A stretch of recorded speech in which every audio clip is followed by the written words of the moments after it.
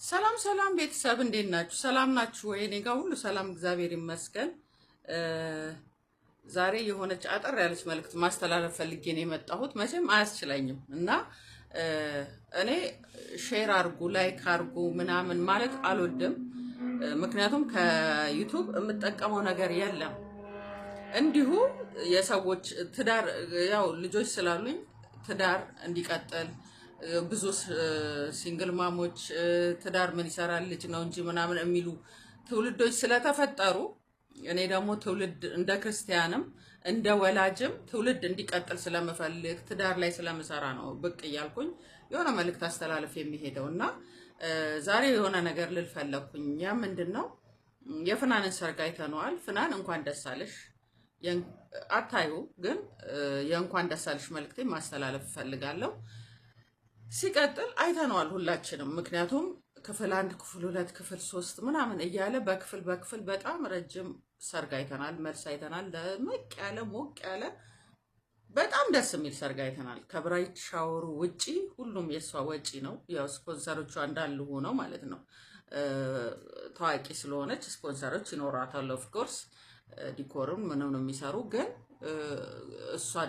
እነሱ ደግሞ ያወጣሉ። ያው የታወቀ ነው። አሁን ላይ ከኑሮ ውድነቱም ማኳያ ምናምን ምን ያህል ወጪ እንዳወጣች መገመት አያቅተንም እንገምታለን። ዛሬ ላይ ልደት ስታከብሩ እንኳን ምን ያህል ኮስት እንደሚያደርጋችሁ እናውቃለን። እና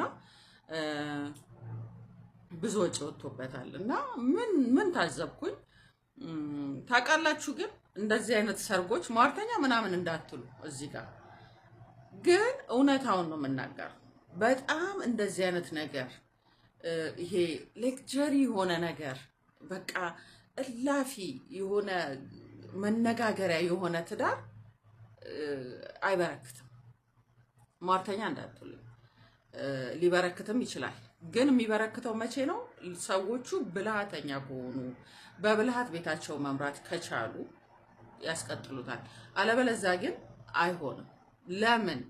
በብዛት እንደዚህ አይነት ትዳር እይታ በቃ የሆነ እንዴት ልበላችሁ፣ ሰው እንዲያይላቸው ነው። ቤታቸው ላይ አይደለም የሚሰሩት፣ ውጪው ላይ ነው የሚሰሩት። በቃ መነጋገሪያ መሆንን ሾው አፕ ነው በቃ። እና ምናምን እንዲባልላቸው እንጂ ቤት ውስጥ ያለውን ነገር ይዘነጉታል። የውጭውን ሲያስቡ ሚስቱን ቴኬር ማድረግ ይረሳል። የውጭውን ስታስብ ባሏን ቴኬር ማድረግ ትረሳለች። እና ብዙ ጊዜ አይተናልም አይደለ እንዴ? የመቅደስ ጸጋዬን ሰርግ አይተናል፣ የሜላትን ሰርግ አይተናል፣ የተለያዩትን ፌመሶች እነ ሰላም ተስፋዬ የሁሉንም አይተናል። አመት ባልሞላ ጊዜ ውስጥ ሲፈርስ ማለት ነው። እና እነሱ ደግሞ ፌመስ ስለሆኑ ስለታወቁ ሚዲያ ላይ ስለወጡ ነው። በየቤቱ ደግሞ ያሉ አሉ። ገባችሁ? በየቤቱ ሚዲያ ላይ ያልወጡ እንደዚሁ በሚሊዮን ስንትና ስንት ሚሊዮን ብር ተከስክሶ እነሱ አመት ያልዘለቁ ትዳሮች ማለት ነው። በጣም ብዙ አሉ። ያም የሚሆነው ምንድን ነው? የድሃ ሰርግ ገባችሁ? በመጠን ነው የሚኖሩት፣ በመጠን ነው የሰረጉት። ከዛ በኋላ ፎከስ የሚያደርጉት ትዳራቸው ላይ ነው። እንዴት አድርገን ኑሮን እናሸንፍ፣ እንዴት አድርገን እንትንበል፣ እንዴት አድርጌ ሚስቴን ቴኬር ላድርጋት። አያችሁ? እንዴት አድርጌ ቴኬር ላድርጋት። በቃ አውጥቻታለሁ ከቤተሰቦቿ ቤት አውጥቻታለሁ ከራሷ ላይፍ። አሁን የጋራ ላይፍ ነው ያለን። እንዴት ነው ቴኬር ማደርጋት? ይሄን ብሰራ፣ ይሄን እንዲብል እዛ ላይ ነው የሚያተኩረው። እዚህ ጋር ግን ሁሉ ነገር አለ። ሁሉ በእጃቸው ነው፣ ሁሉ በደጃቸው ነው። ከዛ በኋላ ምን ይመጣል? ይሄ ሁሉ ሀብት ሲጀመር ዝም ተብሎ አይመጣም። ገባችሁ አይደለ? ዝም ተብሎ አይመጣም። የሆነ ቢዚ የሚያደርግ ምናምን ስራ አላቸው ማለት ነው። ሰው ቁጭ ብሎ ሀብታም ሊሆን አይችልም። ስለዚህ በእጥፍ ያንን ወጪ ያወጣበትን በእጥፍ መስራት ይጠበቅበታል። ሙሽሪት ደግሞ አብሮ መሆንን ትፈልግ ይሆናል። ከዛ እንዴ ጥላዬ ልትሄድ እንዴ ምናምን ታለችው። እንዴ ከየት ይመጣል? ያወጣነው ወጪ ትዝ አይልሽም እንዴ? የሁላ ወጪ ወጥቶ ዝም ብሎ ቁጭ ማለት አለ እንዴ? ይልና ተነስቶ ይሄዳል። ከዛ ሀብታሞች ደግሞ የሆነ አዘግተው የሚጠጡበት ምናምን የሆነ ውስኪ ቤት ምናምን ነገር አለ። እዛ ይገባል። ከጓደኞች ጋር እንትን ማለት ይጀምራል። አምሽቶ ይመጣል። አንዳንድ ይባባላሉ። እሷም ትኩረቷ ገባችሁ?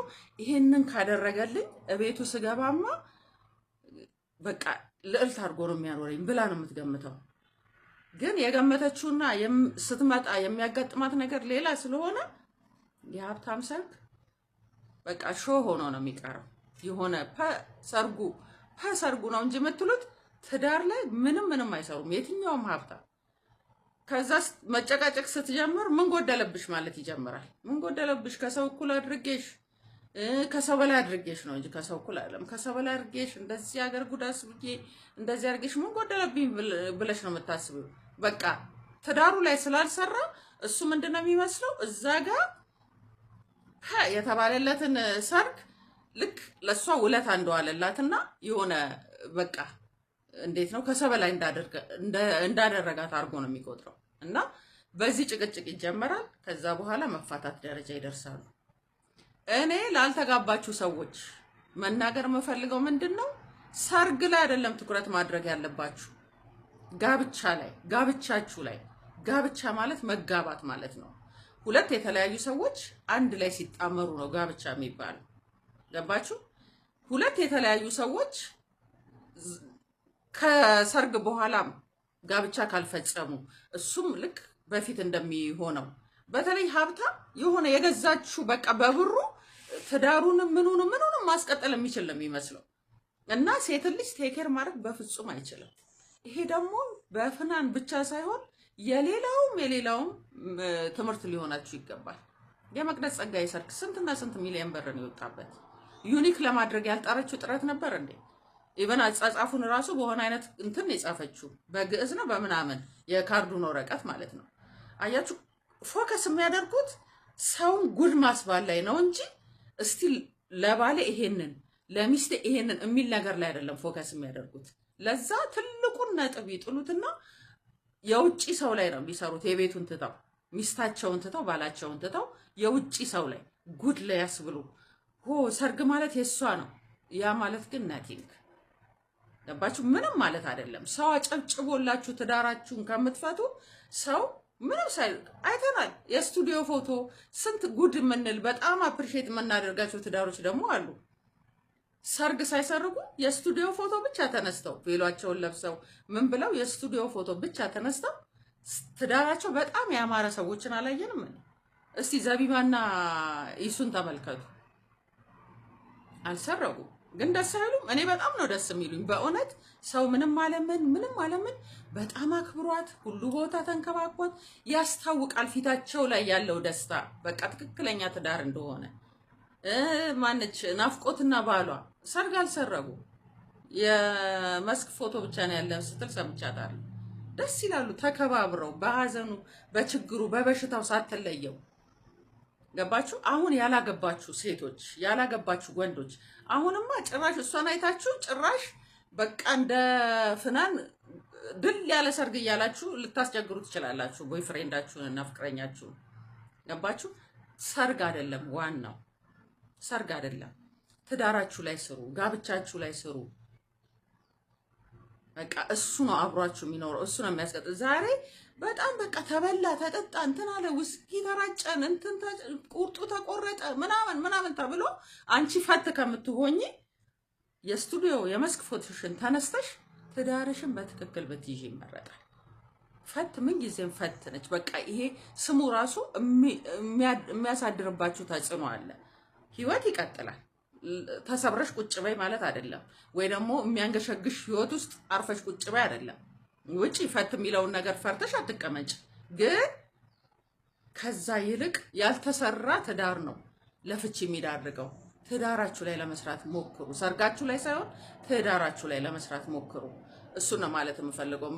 ምክንያቱም ብዙ ሴቶች በጣም በቃ ስለቋመጣችሁ ይሄ ሰርግ ያልደገሳችሁ ሰርግ ገና በጮኝነት ምናምን ያላችሁ እየቋመጣችሁ ስላየው ነው ይሄን ነገር ማለት የፈለኩት። ለሰርግ ሳይሆን ለጋብቻችሁ ተጨነቁ። ይሄን ነው ማለት የምፈልገው። ስላዳመጣችሁኝ አመሰግናለሁ። ባይ ባይ።